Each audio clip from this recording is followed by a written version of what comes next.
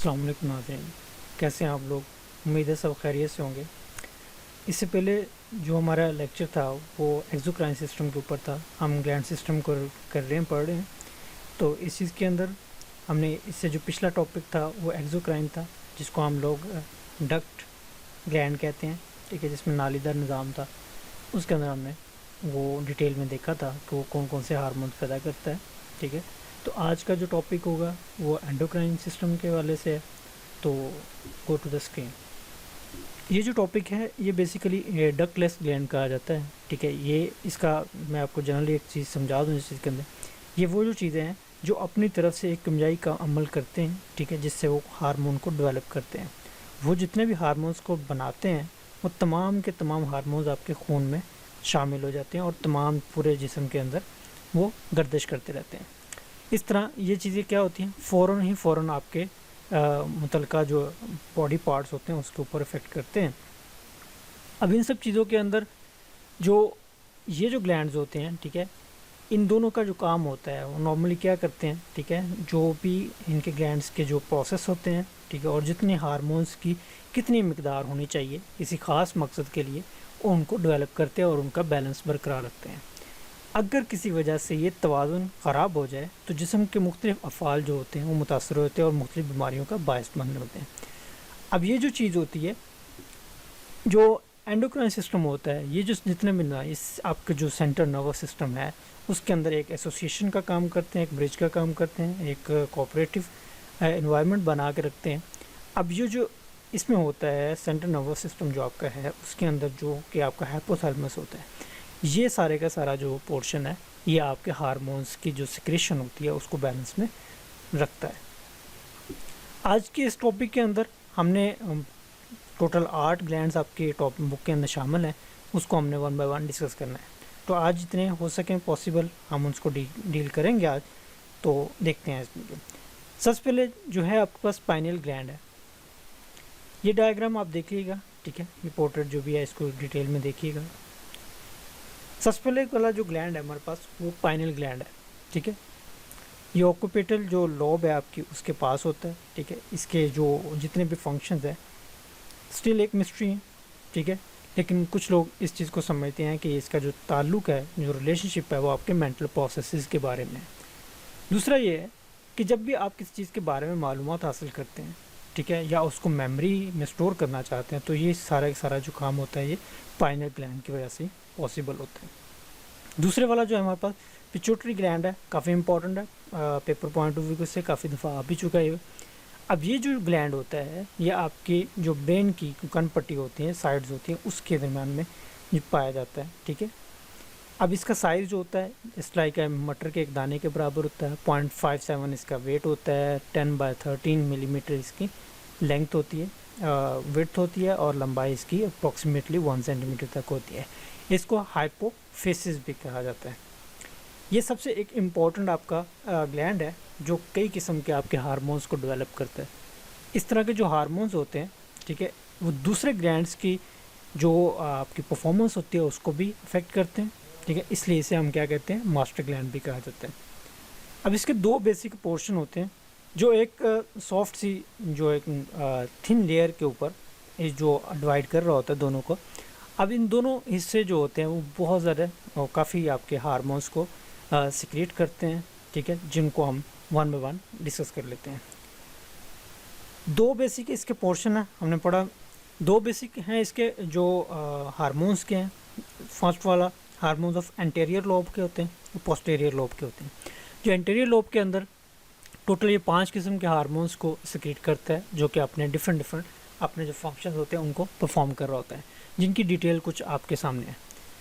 اب ان کو 1 بائی 1 پڑھتے ہیں، ٹھیک ہے۔ سب سے پہلے آپ کے پاس آتا ہے گروتھ ہارمون، ٹھیک ہے، پھر ٹائروٹروفک ہارمون، پھر ایڈرینوکورٹک، پرولیکٹن، گونیڈوٹروپن، ٹھیک ہے۔ یہ ٹوٹل کتنے 5 ہیں، ہم ان کی ڈیٹیل دیکھتے ہیں کیا ہے۔ سب سے پہلے یہ ہمارے پاس ہے جسمانی نشوونما، جسے ہم گروتھ ہارمون کہتے ہیں۔ یہ بیسیکلی آپ کے جسم اور قد کے بڑھنے کے ساتھ ساتھ ہڈیوں کی جو گروتھ ہوتی ہے ان کا بھی ایک رسپانسبل ہوتا ہے۔ اب اس میں جو چیزیں ہیں وہ جو ہارمونز کے توازن سے فرد کی جو نشوونما ہوتی ہے وہ ایک بیلنس کے اندر، ایک پروپورشن کے اندر رہتی ہے۔ یہ جو ہارمون ہوتا ہے یہ آپ کی برتھ سے لے کے آپ کی جوانی تک رہتا ہے، جب تک کہ آپ کو پتہ ہوتا ہے کہ آپ کا قد بڑھ سکتا ہے تب تک یہ خارج ہوتے رہتے ہیں۔ جب ایک فرد کا قد جو ہوتا ہے مکمل ہو جاتا ہے اور ہڈیوں کی جو نشو نما ہوتی ہے وہ رک جاتی ہے، تو یہ ہارمونز بھی اپنا خارج ہونا بند ہو جاتے ہیں۔ جو عام حالات کے اندر یہ ہارمون اگر صحیح کام کر رہے ہوتے ہیں تو بھی افراد کے قد چھوٹے اور لمبے ہوتے ہیں۔ اس کی وجہ جو ہے وہ آپ کا ہیریٹیج ہوتی ہے، ہیریڈیٹی جو آپ کی کیا کہتے ہیں ڈی این اے کا جو وراثتی میلانات ہے ان کی وجہ سے آپ کا ہو سکتا ہے اس کے اندر۔ اب اس کی کمی یا بیشی کے اندر جو کمی بیشی ہوتی ہے اس کے اندر کچھ مسئلے مسائل آ سکتے ہیں، تو اگر اس کی کمی یا زیادتی ہوتی جائے تو آپ مختلف قسم کی بیماریوں کا سامنا کرنا پڑ سکتا ہے۔ وہ بیماریاں کون کون سی ہیں وہ دیکھ لیں ہم لوگ۔ سب سے پہلے جائنٹزم ہے۔ جائنٹزم کے اندر ہوتا کیا ہے کہ یہ ہارمون جو ہوتے ہیں یہ بچپن میں بہت زیادہ خارج ہوتا ہے، تو معمول سے زیادہ آپ کا قد بڑھنا شروع ہو جاتا ہے اس کے اندر۔ تو جو بچپن میں جب معمول میں زیادہ ہونے لگتا ہے تو فرد کی جو ہڈیاں ہوتی ہیں وہ لمبی ہوتی جاتی ہیں، اس کا قد بھی بڑھتا جاتا ہے، تو اسے ہم کیا جائنٹزم کہتے ہیں۔ اب اس کے جو فرد جو اس بیماری میں مبتلا ہوتا ہے اس کے سب سے پہلے تو مسلس ویک رہ جاتے ہیں۔ اس میں اگر آپ سمپل اپنے ڈیلی لائف کے اندر ایگزامپل دیکھنا چاہیں تو آپ ایک ربڑ بینڈ دیکھ لیں، ربڑ بینڈ کو آپ کھینچتے ہیں تو کتنی کھینچ جاتی ہے، میکسیمم جا کے ٹوٹ جاتی ہے۔ تو یہ مسلس کی ایک خاص لینتھ ہوتی ہے، جب وہ اس سے بڑھنا شروع ہو جاتے ہیں تو وہ ویک ہوتے جاتے ہیں، ویک ہوتے ہوتے کیا بریک ہونا شروع ہو جاتے ہیں۔ اس طرح ہڈیاں بھی ہوتی ہیں ایک خاص حد تک بڑھتی رہتی ہیں، اس کے بعد وہ کیا ہوتی ہیں وہ ڈیپریسیٹ ہونا چل جاتی ہیں، ٹھیک ہے، وہ آپ کا خراب ہونا شروع ہو جاتی ہیں، کمزور ہو جاتی ہیں، جس کی وجہ سے آپ کو بہت زیادہ باڈی پین رہتی ہے، آپ بہت زیادہ سست رہتے ہیں اور آپ بہت زیادہ ڈل اپنے آپ کو فیل کر رہے ہوتے ہیں، اور آپ مینٹلی بھی ریٹارڈڈ ہو جاتے ہیں۔ ایسے جو لوگ ہوتے ہیں جن کو ایسی بیماریاں ہوتی ہیں وہ زیادہ لمبے عرصے تک زندہ بھی نہیں رہتے ہیں۔ اس کے اوپوزٹ دوسری بیماری آتی ہے ڈافزم بونا پن کہتے ہیں، ٹھیک ہے۔ اب اس کے اندر یہ دونوں اپوزٹ ہیں ایک دوسرے کے۔ اس طرح پہلے جائنٹزم کے اندر معمول سے زیادہ خارج ہو رہا تھا، تو اس کے اندر کیا ہوگا معمول سے کم ہو، تو فرد کی ہڈیاں کیا ہوتی ہیں چھوٹی رہ جاتی ہے، اس کا قد بھی چھوٹا رہ جاتا ہے، اور نا اسے بونے پن کی بیماری کہتے ہیں۔ اب یہ اس کے اپوزٹ ہے، جائنٹزم کے اندر کیا تھا وہ زیادہ دیر تک زندہ نہیں رہتے ہیں، لیکن ایسے افراد کیا ہوتے ہیں زیادہ دیر تک زندہ بھی رہتے ہیں، اور ان کے قد جو آپ کا جسمانی نشو و نما ہوتی ہے وہ بھی ینگ سے رہتی ہے، وہ اتنے بوڑھے نہیں لگتے ہیں اس کے اندر، تو کافی ذہنی طور پر تیز بھی ہوتے ہیں اور پھرتیلے بھی ہوتے ہیں۔ تھرڈ ون آ جاتی ہے آپ کے پاس ایکرومیگلی۔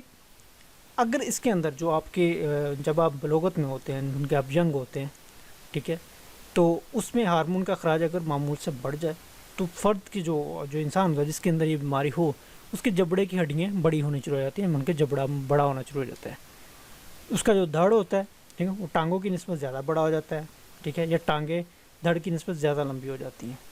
تو اس کا مطلب یہ ہوتا ہے کہ وہ دوبارہ طریقے سے آپ کی ہڈیاں کیا ہوتی ہیں گرو کرنے لگ جاتی ہیں، انگلیوں کے جوڑ آپ کے جو چوڑے ہو جاتے ہیں ان کی ہڈیاں پھیلنی شروع کر دیتی ہیں، ٹھیک ہے، اور آپ کی جو پرسنالٹی ہوتی ہے وہ ساری ڈیمیج ہونے لگنے لگ جاتی ہے۔ اب اگر تو یہ آپ کو بیماری اگر ٹائم سے ڈائگنوز ہو جائے تو ڈفرینٹ طرح کی میڈیسنز ہیں، اس کے ذریعے آپ اس کا علاج کیا پاسبل ہو سکتا ہے۔ نیکسٹ ہمارے پاس آ جاتا ہے ٹائروٹروفک ہارمون۔ اب اس کے اندر کیا چیز ہے کہ یہ جو ہارمون ہوتے ہیں ٹھیک ہے یہ آپ کے اوپر والے جو تھا اس کے گلینڈ کی حفاظت کرتے ہیں، اور اس کے جتنے فنکشنز ہوتے ہیں ان کے ڈیولپمنٹ اور اس کی بہتری کے لیے سب سے زیادہ امپورٹنٹ ہوتے ہیں۔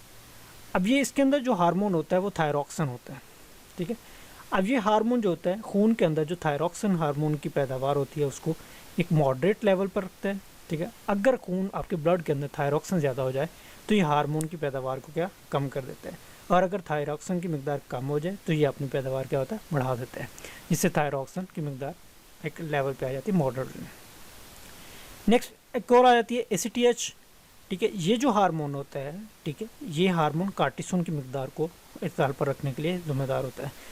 اگر یہ کارٹیسون کی مقدار زیادہ خارج ہونے لگے تو ACTH کم ہو جاتا ہے، اگر کارٹیسون کم ہو جائے تو یہ اپنا اخراج کیا ہوتا ہے بڑھ جاتا ہے، جس سے بہتر ہو جاتی ہے۔ نمبر 4 پہ آ جاتا ہے پرولیکٹن۔ پرولیکٹن کیا ہوتا ہے؟ یہ نارملی فیمیلز کے اندر ہوتا ہے، ٹھیک ہے۔ یہ ہارمون بچے کی پیدائش سے لے کے بچے کی پیدائش سے پہلے خارج ہونا شروع ہوتا ہے، ٹھیک، جس سے ماں کے جو ملک گلینڈ ہوتے ہیں وہ ورکنگ کرنا شروع کر دیتے ہیں، جیسے جیسے بچے کی عمر بڑھتی جاتی ہے تو یہ ہارمون جو ہوتا ہے خود بخود ہی اپنا اخراج کم کر دیتا ہے. تو نارملی جو یہ پیریڈ ہوتا ہے برتھ سے لے کے 3 سال کے اندر تک یہ ہو جاتا ہے. لیکن اگر کوئی مائیں ہوتی ہیں وہ جلدی دودھ چھڑا دیں بچے کا تو یہ بہت جلدی اس سے پہلے بھی اپنے وقت سے پہلے بھی کم ہونا شروع ہوتا ہے. نتیجہ دودھ کی کمی یا دودھ دینا بند کر دیتا ہے. 5 نمبر پہ آ جاتا ہے ہمارے پاس گونیڈوٹروفن. اب اس ہارمون کے بیسیکلی 2 پورشن ہوتے ہیں. FSH کہتے ہیں، یہ فیمیلز کے اندر ہوتا ہے. دوسرا ہوتا ہے LH، یہ مردوں میں ہوتا ہے. یہ دونوں ہی سیکشول گلینڈز ہیں، ٹھیک ہے.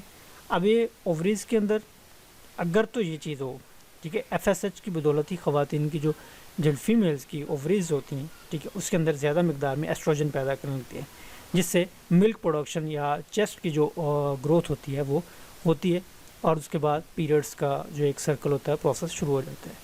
اس طرح دوسرا جو آتا ہے میلز کے اندر وہ LH ہوتا ہے، لیوٹینائزنگ جسے کہتے ہیں.